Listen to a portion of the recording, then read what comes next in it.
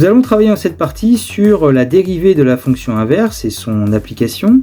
Mais avant de commencer cette partie, eh bien, je vous invite à regarder la vidéo que je vous mets à l'écran, puisque dans cette vidéo, nous avons défini la fonction inverse et nous avons vu aussi différentes propriétés de cette fonction, donc appelée la fonction inverse. Alors la fonction dérivée associée à cette fonction inverse, je vous rappelle sa définition. La fonction inverse est une fonction définie sur moins l'infini 0 union 0 plus l'infini, avec des crochets ouverts en 0 parce que 0 est une valeur interdite puisqu'on n'a pas le droit de diviser par 0. Cette fonction inverse est définie par f de x égale 1 sur x et sa fonction dérivée eh bien, est la suivante. F' de x est égal à moins 1 sur x au carré.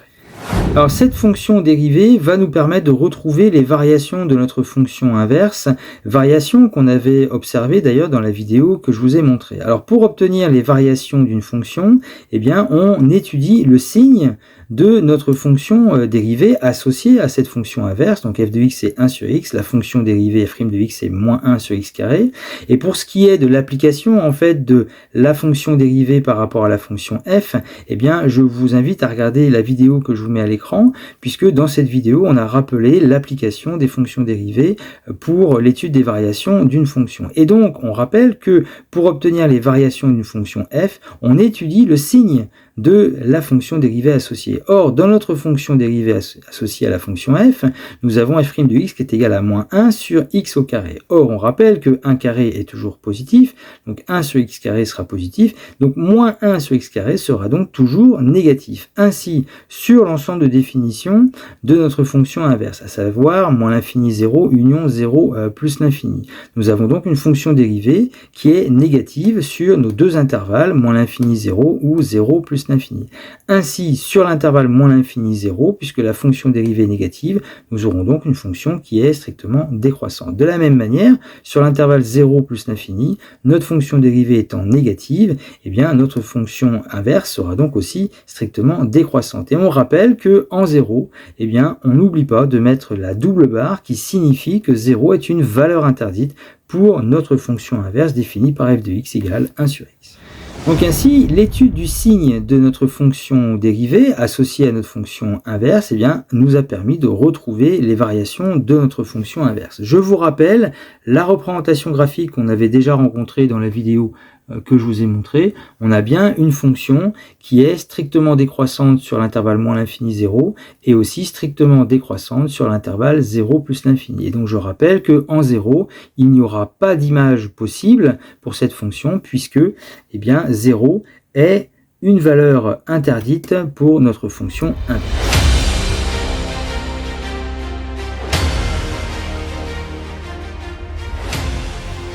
Alors maintenant, on va étudier d'autres fonctions construites à partir de la fonction inverse et je vous propose dans un premier exemple la fonction définie sur moins l'infini 0 union 0 plus l'infini par f de x égale 2 sur x. Donc on va déterminer la fonction dérivée de cette fonction f, on va déterminer le signe de la fonction dérivée associée et enfin on va en déduire les variations de cette fonction.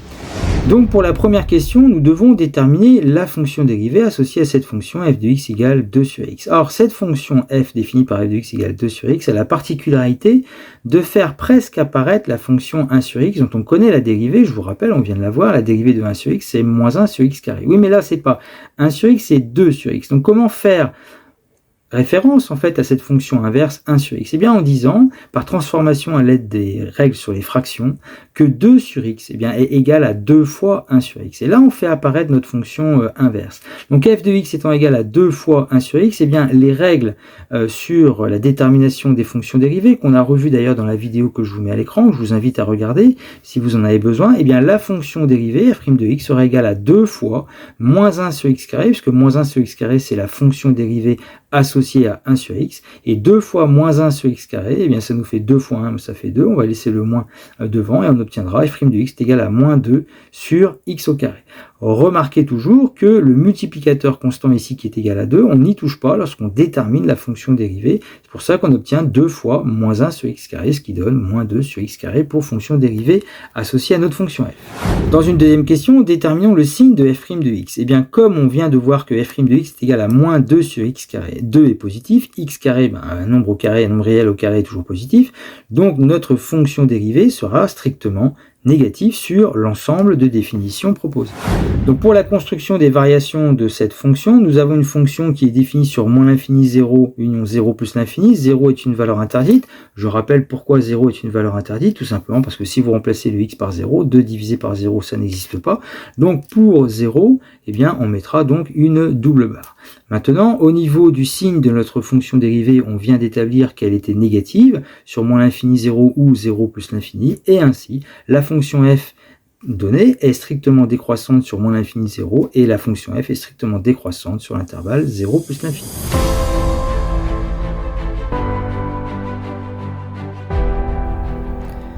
Je vous propose maintenant un autre exemple avec la fonction f définie par f de x égale moins 3 sur 5x. Donc on va faire de la même manière, à savoir déterminer la fonction dérivée f' de x, déterminer le signe de cette fonction dérivée f' de x, et enfin en déduire les variations de cette fonction f sur son ensemble de définitions.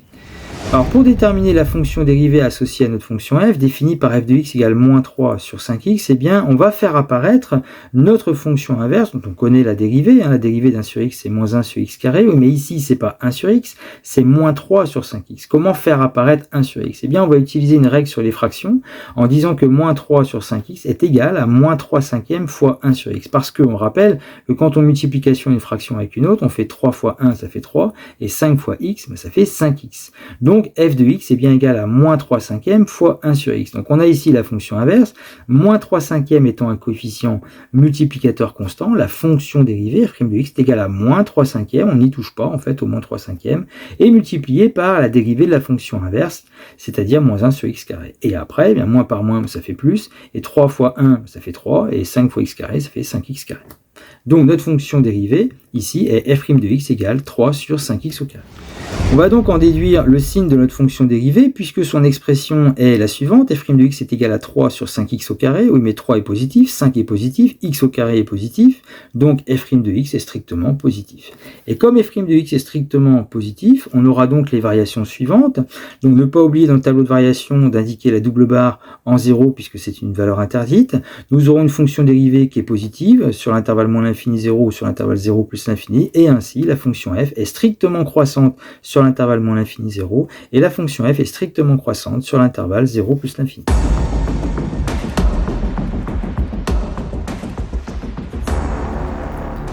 Alors je vous propose l'exercice suivant, vous avez ici trois fonctions f, g et h, et il s'agit de déterminer la fonction dérivée associée donc à la fonction f, à la fonction g et à la fonction h. Donc vous pouvez faire pause sur la vidéo, vous essayez de le faire, et vous avez la correction juste après. Alors pour la première fonction, la fonction f définie par f de x égale 11 sur x, il faut la voir comme étant 11 fois 1 sur x. Ainsi on fait apparaître notre fonction inverse 1 sur x. Et la fonction dérivée f' de x sera alors égale à 11 fois moins 1 sur x carré, puisqu'on rappelle que la dérivée de 1 sur x c'est moins 1 sur x au carré. Ainsi, la fonction dérivée de cette fonction f est égale à moins 11 sur x au carré. Pour la fonction g, définie par g de x égale 1 sur 12x, eh bien, on va l'écrire 1 douzième fois 1 sur x. On rappelle la règle sur les fractions, 1 fois 1 ça fait 1, et 12 fois x ça fait bien 12x. Et le fait de l'écrire de cette manière, ça permet de faire référence en fait à la dérivée de notre fonction inverse, puisque g' de x sera alors égal à 1 douzième multiplié par la dérivée de 1 sur x qui est égale à moins 1 sur x au carré.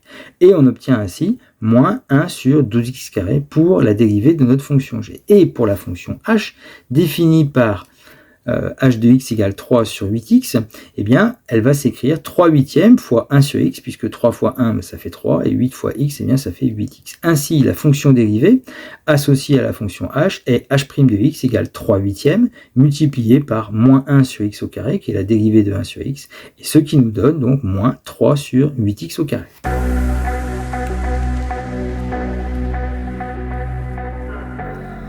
Alors pour terminer, je vous propose l'exercice suivant avec deux fonctions, la fonction f ici et la fonction g, et pour chacune des fonctions, sur moins l'infini 0 ayant 0 plus l'infini, il s'agira de déterminer la fonction dérivée, étudier le signe de la fonction dérivée, et enfin déterminer les variations de la fonction. Donc vous pouvez faire pause sur la vidéo, vous essayez de le faire, et vous avez la correction juste après. Donc en correction, nous commençons avec notre fonction f définie par f de x égale moins 1 sur 3x, qu'on va écrire moins 1 tiers fois 1 sur x, et ainsi la fonction dérivée sera alors égale à moins 1 tiers multiplié par, entre parenthèses, moins 1 sur x carré qui est la dérivée de la fonction inverse 1 sur x. Ensuite, par multiplication, on aura moins 1 fois moins 1, ça fait 1, et 3 fois x carré, ça fait 3x carré. pour le dénominateur, la fonction dérivée est donc égale à 1 sur 3 sur x carré, qui est strictement positive. Donc au niveau des variations, on aura donc une fonction dérivée qui est toujours positive, et donc une fonction f qui sera strictement croissante sur l'intervalle moins l'infini 0, et strictement croissante aussi sur l'intervalle 0 plus l'infini. N'oubliez pas la double barre en 0, puisque 0 est une valeur interdite. Pour la fonction g définie par g de x égale 4 sur 5x, la fonction g de x, on l'écrira 4 cinquièmes fois 1 sur x. Ainsi, la fonction dérivée est alors égale à 4 cinquièmes fois, entre parenthèses, moins 1 sur x au carré, ce qui donne moins 4 sur 5x carré. Ainsi, la fonction dérivée est donc strictement négative. On aura donc une dérivée qui sera toujours négative, et donc la fonction g qui sera strictement décroissante sur moins l'infini 0 et strictement décroissante sur l'intervalle 0 plus l'infini. N'oubliez pas non plus la double barre en 0 qui est une valeur interdite pour cette fonction.